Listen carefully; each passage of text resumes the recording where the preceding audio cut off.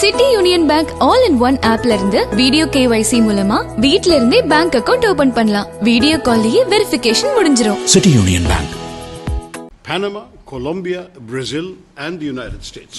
Strictly speaking, we also began through the United States because on our way to Guyana, we stopped in New York, went to the 9/11 memorial and showed our solidarity with the victims of terrorism everywhere, since, as you know, many nationalities lost people in that attack of 9/11. So that's been basically the nature of our journey.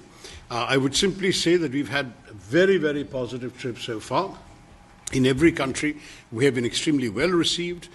In at least 3 countries at the very highest levels, and the other country at the highest level possible, since the foreign ministers, in one case, the foreign minister was away and the acting foreign minister received us. But otherwise, we have been received extremely well.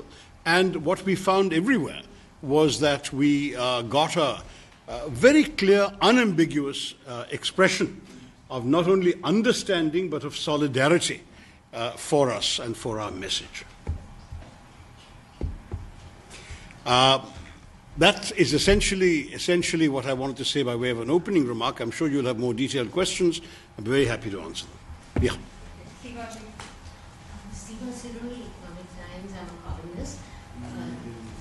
I wanted to ask you, what was the response? If you can give us a flavor of your meetings on the Hill.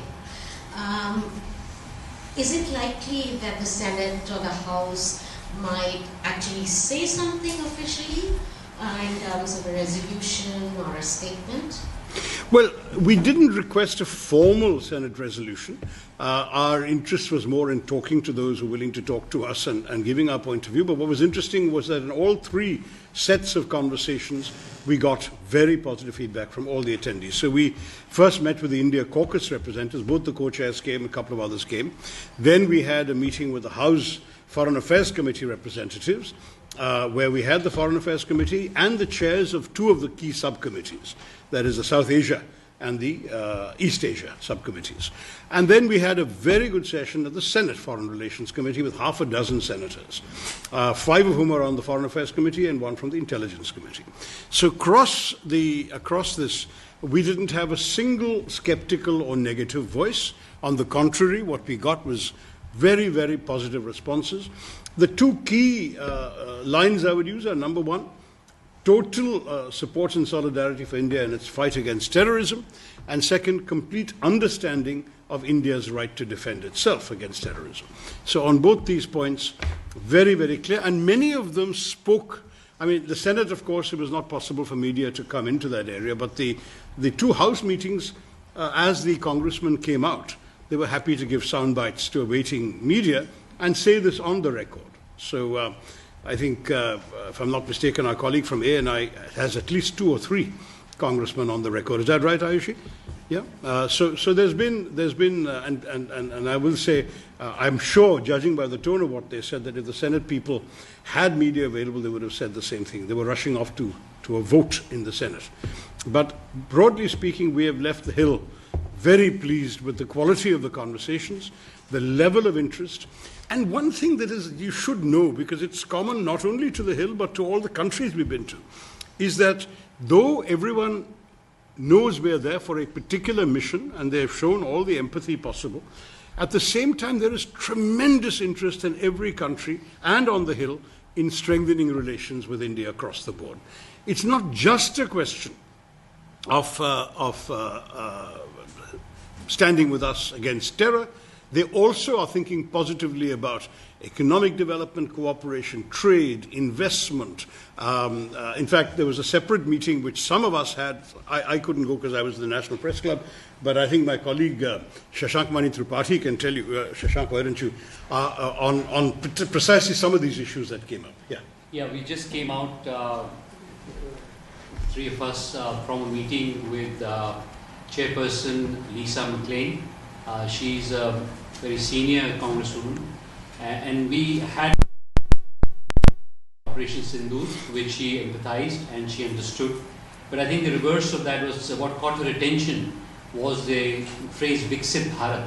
When we talked about that how from approximately 4 trillion we want to at least go 5-6 times that over the next 22 years. And that economic journey is something which is attractive. And then we talked about various things in terms of digital alliances, in terms of defense, in terms of some of the things which you can do with entrepreneurship. It was very interesting that I also told her about the Women Reservation Bill, and she was rather excited about that. I did make mention of the fact that women are balance sheet builders and men are profit and loss people, and she took that to heart. So I think there was a bonhomie which was much beyond what we have come here to do. I think we've actually delivered the core message that there is zero tolerance for terrorism, and across the patch, considering this country itself has suffered from it, there was unanimity in that. But what was really exciting, not least because of the diaspora Indian community, there was another dimension which opened up, both with respect to the diaspora as well as the economic journey that we are on. Thank you, Shashank. Chidanandaraj at the Times of India. Dr. Tharoor, with your permission, may I address a question to my MP from my home state? Oh, certainly. Certainly, Chidanand. Good to see you again, by the way. Good to see you. Yeah. Tejasvi, Surya. Just to follow up on Bilal Bhutto's remark, comparing Prime Minister Modi from your party to Temu and the co-version of Netanyahu.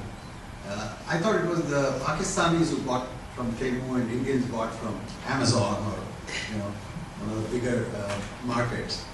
So just wanted to address that, and if you can also tell me during your discussions if you have sensed on the Hill, if you have sensed more pressure on India on your delegation to buy more arms from the United States, because the Commerce Secretary was very transparent that he wants us to not buy from Russia, stuff from the United States.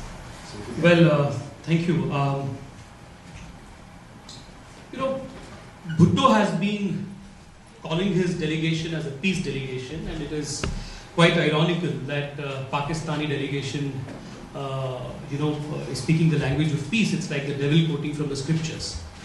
For a country that is trying to create fake heroes by promoting failed generals to field marshals, they don't know what true leaders look like.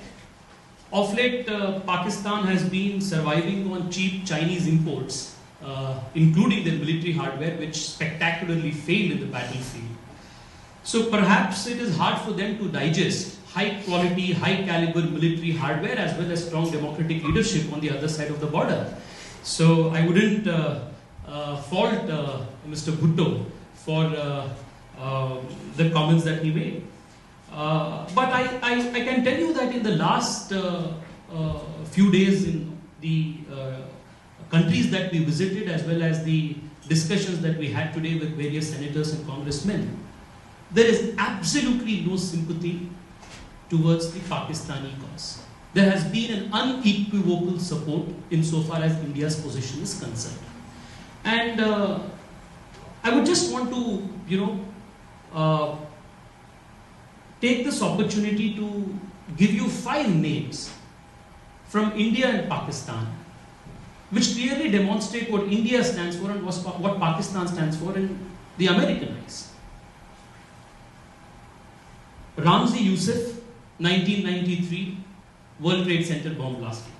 David Headley, 26/11, charges of conspiracy reconnaissance. Abid Nazir, March 2015, conspiracy to bomb targets in Europe, US, work with Al-Qaeda.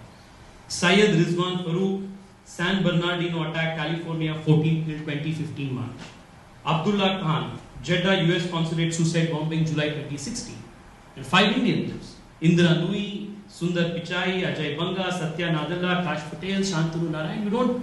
I don't have to give an explanation or an introduction to any of these. This is as stark a difference as it can be between these two countries. So Mr. Bhutto's 2-day adventure here, 2-day trip here will not wash away this proven track record of Pakistan.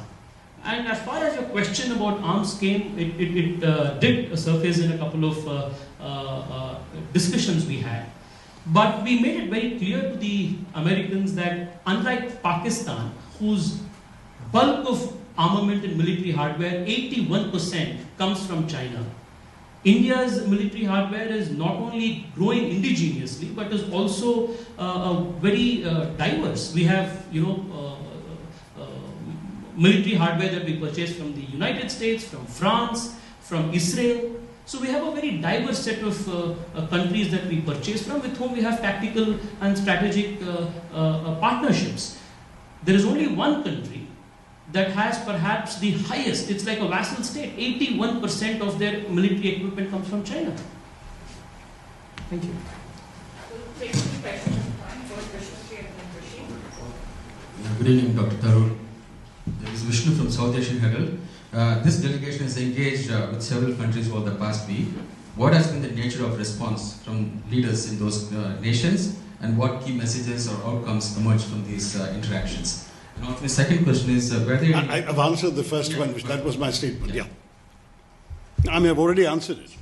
No, but what's your second one? The second is, were there any notable moments or engagements during this trip that stood out to you, either symbolically or substantively? Thank you. Well, symbolically, I'd say that in every place we've gone to, including here, where we'll do it tomorrow, we have been paying tribute to the statue of Mahatma Gandhi. What's striking is that there is no capital, it seems, where there isn't a bust, at least one, if not 2 or 3, in the capital city, hailing Mahatma Gandhi. And it's a reminder to the world that we are a land of peace and non-violence. We don't desire war, we don't seek it. But if it is thrust upon us, we will face it with courage. And Mahatma Gandhi taught us all not to live in fear, and we will not live in fear. So that symbolically would be the one part of your question. Other memorable moments, I would do it if I think it'll be invidious if I pick out any particular meetings, because all the meetings have really been very positive. I think of several of them when I do so, the extraordinary warmth of the reception we got from the entire Guyanese establishment. We met the president. We met the former president, who's now vice president. We met the prime minister. 11 members of his cabinet attended a dinner in our honor. We met the Speaker of the National Assembly. It was extraordinary. The entire establishment of Guyana met us and gave us immense support and respect. In Panama, it was striking. I think we often joked about this amongst ourselves, that one of the things the foreign minister wanted, after he had already publicly expressed support for our stand on this particular conflict, was to have an IIT. He said, when can you bring an IIT to Panama? That was what. So, India is seen in this very, very broader, much broader light. In Colombia, we had terrific interactions right across the board. And again, what was striking with the government of Colombia was that when they spoke to us really as people they wanted to get to do more with. We had, for example, a think tank called the Colombia Council of International Affairs, which had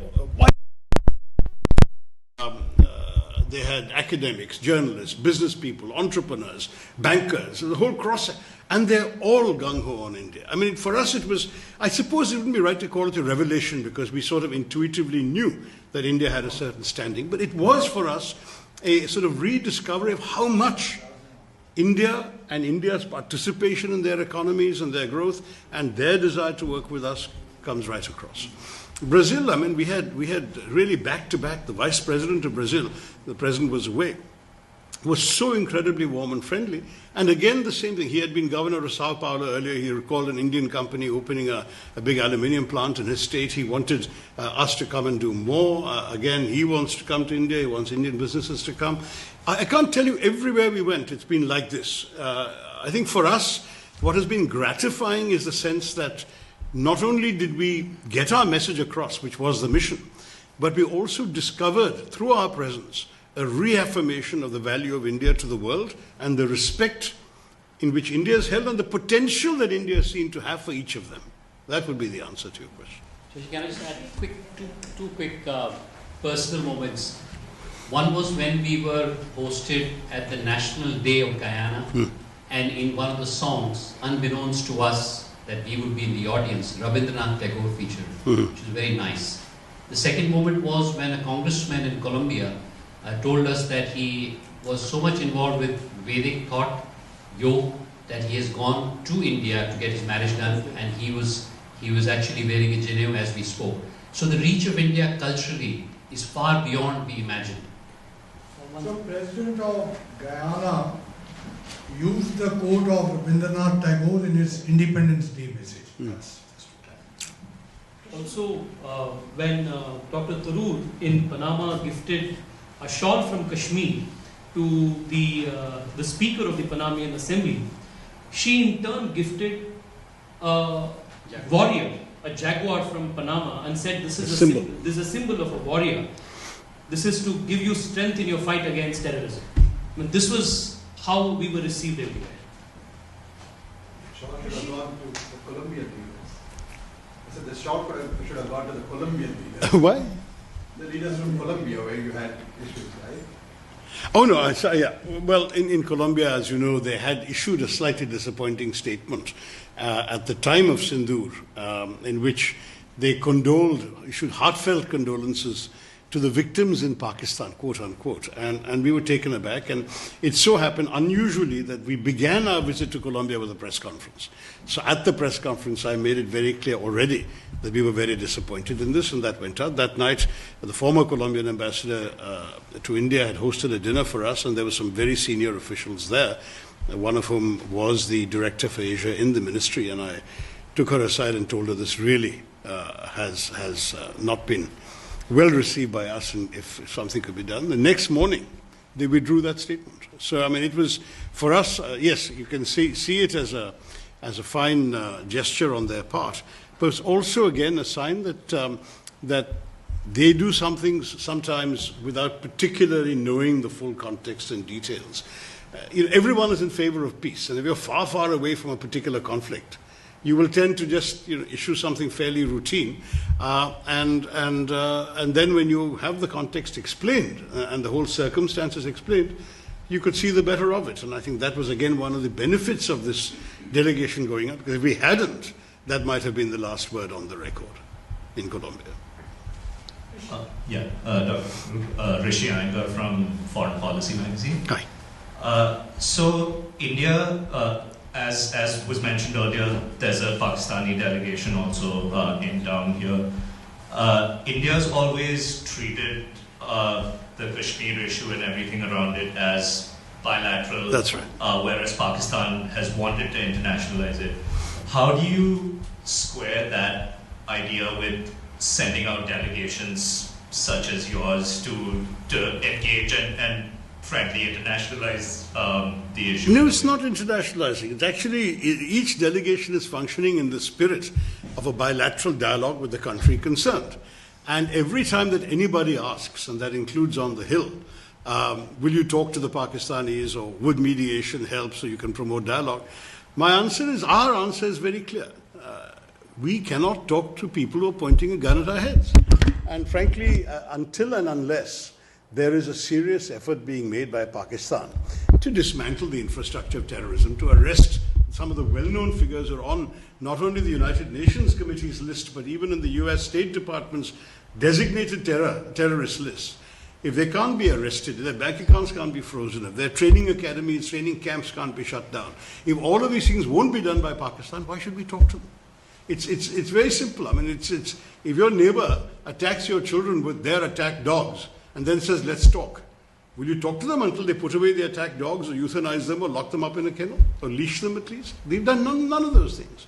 So for us, the message was very clear. No, we're not going to talk. And the reason we're not going to talk is because of the way they're behaving, not because we don't like to talk.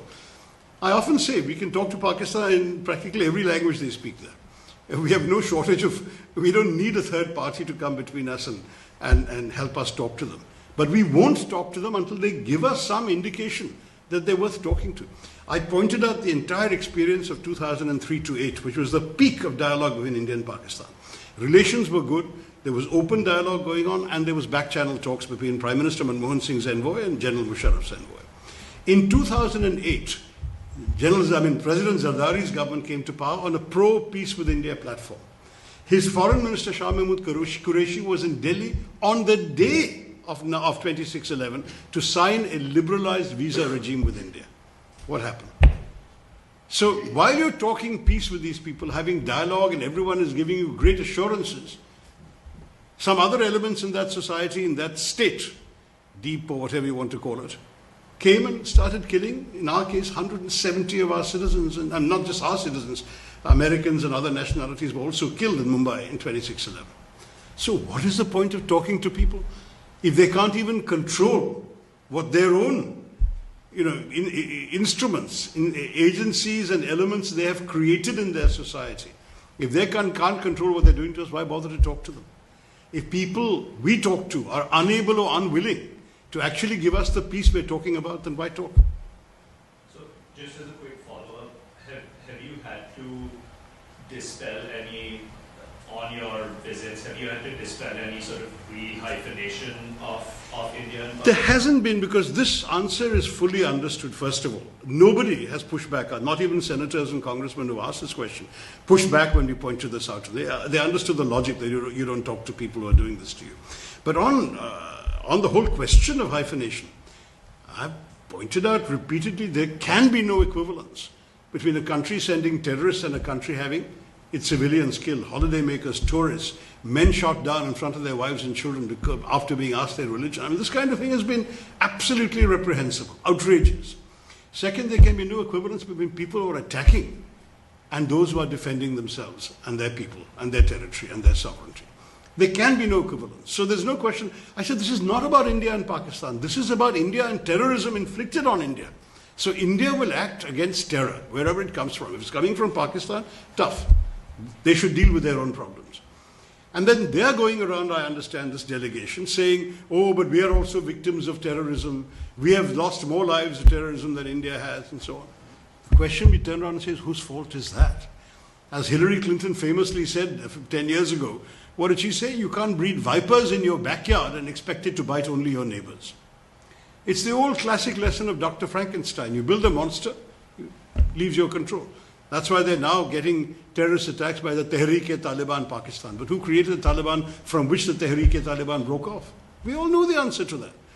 So let Pakistan look inside itself. Let it do some serious interior reflection before it goes around pleading innocence and deniability and everything else. So can I just add one sentence here? On the question of hyphenation, over the last 10 days in the last 4 countries and today including the United States, one consistent theme in all of our conversations has been, after we complete the agenda of Operation Sindhu, every country, irrespective of where we went, wants to engage with India on a multiple other issues. They spoke about technology, they spoke about agro-processing, they wanted IITs, they wanted India to help them in building their digital infrastructure. Guyana wanted help in infrastructure to energy. Practically every country wants to engage with India on all of these other matters, because that's so much of value that India brings to the world and to the table. So we are the world's 4th largest economy, we are a young nation, we are co-creators of so many emerging technologies in the world. So the world sees what India is and for India's potential, and that's clearly not the case with Pakistan at all. And just to one last thing on that, I also felt that, especially on the Hill, there was a fairly bipartisan acceptance that as the largest, vibrant, fairly diverse democracy, both nations together have a lot to offer to a world which, whether we like it or not, is tilting a bit towards more authoritarian places. So this agenda of economics, after understanding the core point, but also a larger, longer term play of democracy across the world was very central. By both nations, you mean India and the US? India and the US, but I would argue that when we went to Colombia, we had the same issue. When we went to Brazil, we had the same understanding. So many democracies that we visited, all of them are democracies, really appreciated the fact that we're doing what we're doing by being democratic. So Rich, India Today, there is a copycat delegation that we've been talking about, which is visiting the US from the Pakistani side. They are also getting the same kind of meetings in Washington, D.C., at least that we know of. Are the Western powers... They got the Pakistan caucus, which is how many members? We got the India caucus, which is how many members? I ask you, Rohit, you're covering all this from here. You know the... So my question to you they're is... not exactly identical meetings.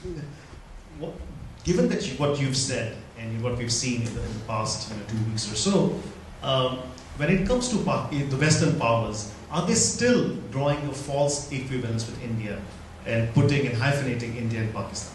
I don't think so, and that's exactly the answer the three of us have been giving, is that I don't think that in our conversations we got the sense of that.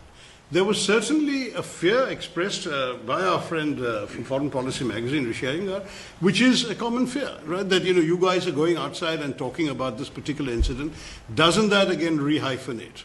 And my answer to you is no, because that's not the way we are talking. We are not there, as I say, with a message about India versus Pakistan, this quarrel for so long and so on. That's not the issue. It's about India as a democracy facing terror, and as a country that basically has been focused on its own economic development, on its growth story. Even Kashmir was a story of prosperity, of booming economy. I told the Americans we had more tourists in Kashmir last year than Aspen, Colorado receives. We had a 100% increase in the first 3 months of this year from the first 3 months of last year. This was what Kashmir was all about. There's prosperity around. Kashmiris are getting money in their pockets from Indian tourists coming. This is the kind of thing these terrorists are trying to target. So it is undermining the India growth story, undermining the Kashmiri economy, trying to promote alienation. Why do they go around asking people their religion and shooting them? And then when one horrified wife screamed, "Kill me too," they said, no, you go back and tell them. They wanted a backlash from India. They wanted a communal backlash from India. And this is why I must say, I'm so proud of my countrymen and women that apart from a few heightened passions on the first 24 hours, thereafter the way in which the country rallied together and stayed united on this. And when Operation Sindoor was conducted, you remember the briefings, that of the three briefers, 2 were women and 1 was a Muslim woman officer. Of all these delegations, none of our delegations is without at least 1 Muslim member, sometimes more. Sarfraz Ahmed is with me here, and he can speak very, very openly about the fact that this is about terrorism. It's not about religion. It's not about communal issues. It's not about bilateral India-Pakistan, historical antecedents, whatever. It's pure and simple about one set of people using terrorism as an instrument of state policy. And the world doesn't want it. The world doesn't accept it. The world doesn't think this is a technique anybody should be allowed to use. Which is why the Pakistanis have to go around now and say, oh, we are also victims of terrorism. They created, incubated, nurtured, financed, guided, and gave facilities and safe haven and land to these terrorists. Just to complete that thought, I think the reason that we have had an easier time, is because consistently over the last 30 years, there's a track record of cross-border terrorism, which is evident, and Mumbai is one example. But there's also a track record of export of terrorist infrastructure, especially software, across the world. And this nation has suffered that, and our first stop symbolically was 9/11. So when we make that argument today, there isn't that much of, lack of belief. There is a view that this is not just an India problem. We are here because India was terrorized, but indeed it's a global problem. And what has happened in Boulder, Colorado, in some ways an indication of that it's lurking around the corner. Udit Bhattacharjee with the New York Times Magazine, the attack in Pahalgam was one in a long line of attacks. And one thing that's happened every time there's been a terrorist attack, like Mumbai, the one in Pathankot, the one in Pulwama, the Indian government has come out with evidence, maybe not immediately, but after a while, that show 2 things. One, that the perpetrators were Pakistani, or they were funded by the Pakistanis. And 2, that these elements, the attackers themselves, were under the control of the Pakistani intelligence establishment. As you've gone around talking to the Hill and agencies and government representatives, have you been asked for that kind of evidence as it relates to the Pahalgam attack? Because we haven't seen it yet. I'm not doubting it. I'm just asking. Well, it hasn't come up in most of our substantive meetings, but media likes to ask this question, Mr. Bhattacharya. So I can tell you that we have been asked as recently as the National Press Club this afternoon. So it's a question that media likes to ask, and I can give you an answer, frankly, which had we been asked in our meetings, we would have given anyway. Number 1, we have got a pattern since 1989 of repeated attacks, every one of which was denied by Pakistan and every one of which has been traced to Pakistan. The most famous or notorious cases have been Mumbai, 9/11. Pakistan's denials are on record, and then one of the terrorist was captured alive, and of course his address in Pakistan, where he lived, who trained him, where he was trained, everything was compiled.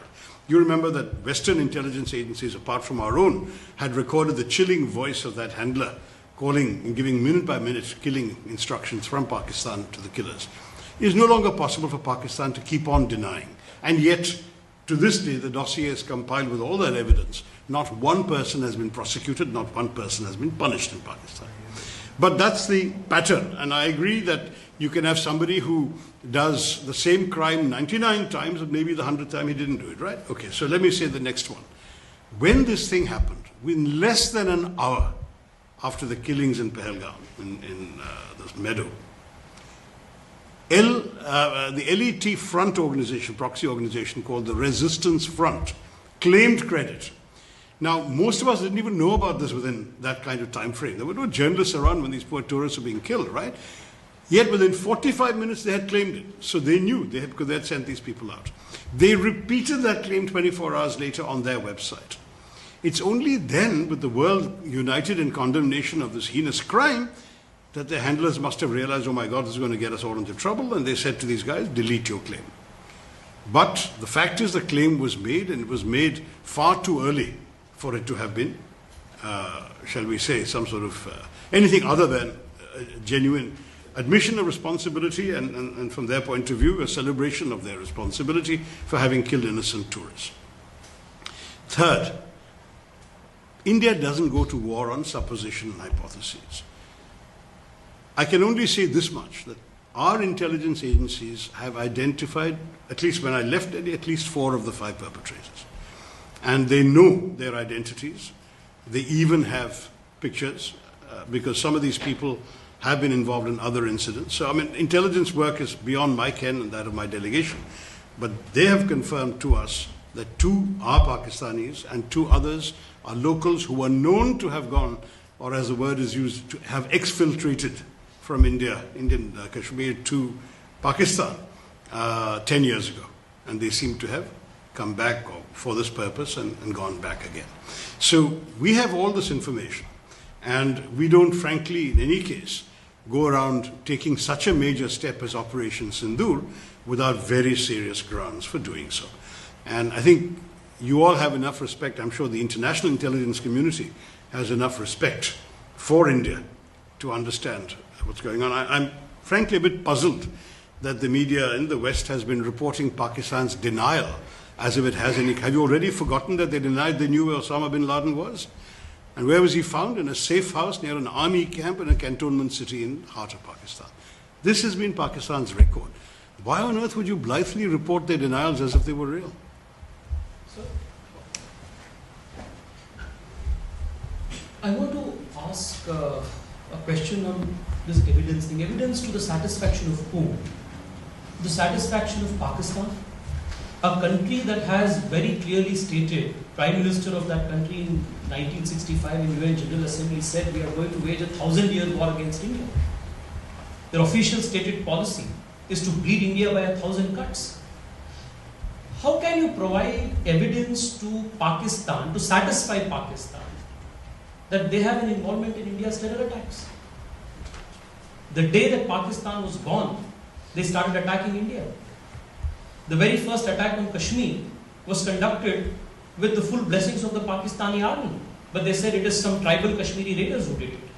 The same thing they did in 1998 when Pakistani army military occupied the heights of Kargil. They again said that it is Pakistani rangers, it is not Pakistani army. So a country that is a habitual offender, who is known the world over as the epicenter of terrorism, you cannot give evidence to its satisfaction. But the terrorist infrastructure that we attacked, all the 9 bases that we attacked on the 7th, all of them find a mention in the UN 1267 Security Council list. The United Nations designate them. In fact, Daniel Pearl's killers were also killed in the action that India took. So the whole question of asking for evidence to prove Pakistan's involvement to the satisfaction of Pakistan is absolutely puzzling. I'd also say that the two strikes, especially Bhavalpur and Muridke, you can very clearly see that they are terrorist training camps. So this evidence exists from before as well. Dr. Yoshita Singh with Press Trust of India, thank you for this briefing. There's a lot of talk about Pakistan and the UN, and Pakistan is a member of the UN Security Council. This year it will chair the Taliban Sanctions Committee and will be the vice chair of the Counter-Terrorism Committee of the UN Security Council. How do you see that? I mean, what do they bring to the table? And also, what does it say about the UN? It says about the UN that countries take turns. To be honest, even being president of the Security Council, when I was at the UN, there was a story going around about how a particular president, an ambassador of a very small country, couldn't sleep at night. His wife said, "What's the matter?" And he said, "Darling, don't you realize from tomorrow I'm president of the world?" And the fact is that his country got it by alphabetical order. It's as simple as that. There's nothing more than that. And many of these positions are rotational. I want to tell you that there is a number of UN institutions and committees, and so one shouldn't exaggerate. All the members of the council automatically belong to all these committees, and chairmanship rotates. So you've got the Counterterrorism Committee established under Resolution 1373, it's known as the 1373 Committee, which requires states to criminalize acts associated with terrorism. I think that's the one that you may have been asking about. There is also a whole series of other committees established, 1267, which you mentioned, 1989, 2253. All of these were specific to certain groups. So one was about ISIL or Daesh, one was about Al-Qaeda, one was about Taliban, and so on. I think it's the Taliban committee these guys have got. I don't know what the feelings of the Afghans are about this, but there you are. Then there is a committee pursuant to Resolution 1540, and that one deals with preventing non-state actors from acquiring, developing, or using nuclear weapons. It would have been really funny if Pakistan had been given that particular chairmanship, but that at least mercifully has not happened. I mention all this not because there's any particular significance to them. These are committees that meet, they review submissions. If any country were to give a submission about the Taliban, it'll be discussed under the chairmanship of Pakistan. But to the best of my knowledge, and I've been gone from the UN for some time, they all work on consensus. So there is no way that the chairman, whoever it may be, can get a particular point of view through or get something accepted or rejected merely by virtue of being chairman. The others will weigh in very heavily, and we are not exactly friendless in the Security Council and therefore in its committees.